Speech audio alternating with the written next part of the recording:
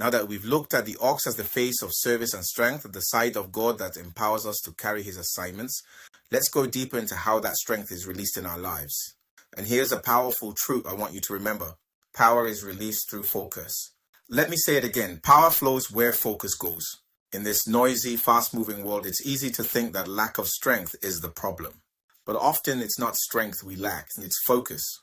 Most people aren't tired because they're doing too much. They're tired because their strength is being scattered across too many distractions. If you want to walk in divine empowerment, if you want to carry the yoke of ministry and not break under it, then you must confront and conquer distraction. The enemy of power is distraction. You can't plow a straight line while looking around.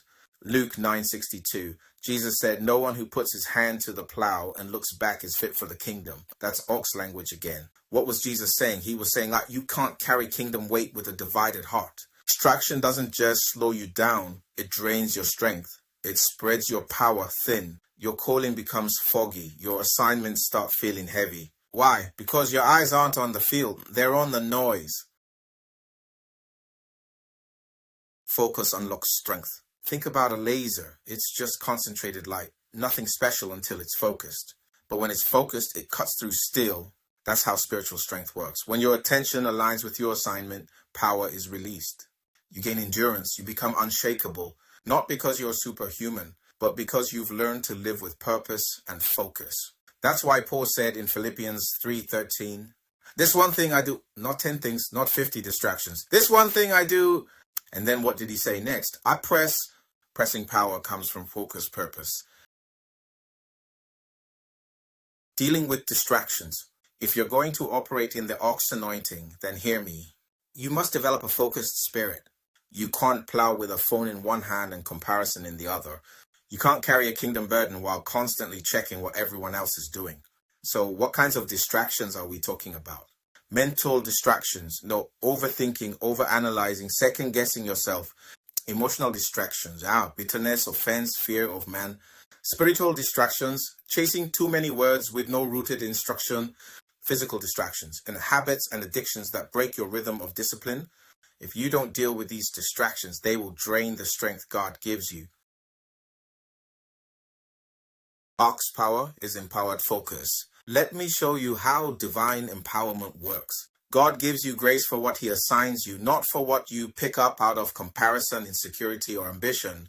You are not empowered for everything. You are empowered for your assignment.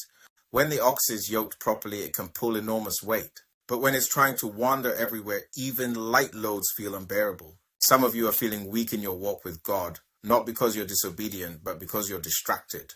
You've been yoked to things God didn't ask you to carry. How to reclaim focus and walk in strength. Let me give you 3 practical ways to regain your strength by restoring your focus. 1, daily alignment time. Everyday pause, even just 10 minutes. Ask God, what's my assignment today? What's the one thing that matters? You'll be surprised how much power gets restored when clarity returns. 2, set boundaries around your yes. Learn to say no to anything that pulls you away from your field. Not every opportunity is your assignment. Guard your energy for the ground God gave you. 3, reconnect with purpose. Don't just work hard, work for something. Let the vision God gave you fuel the work he's asked you to do. The ox isn't strong because it likes pressure. It's strong because it knows why it pulls. Closing thoughts. God is not looking for superstars. He's looking for servants who will show up, who will push the plow, who will keep moving even when no one is clapping. The ox anointing is steady, it's silent, but it's powerful. And when you combine it with focus, you become unstoppable. If the eagle shows you where you're going, the ox gets you there. So here's my challenge for you this week. What do you need to stop giving your strength to? What distractions need to die so the anointing on your life can live? Bring it before the Lord and let him give you the strength to plow again. Power. Let's keep going.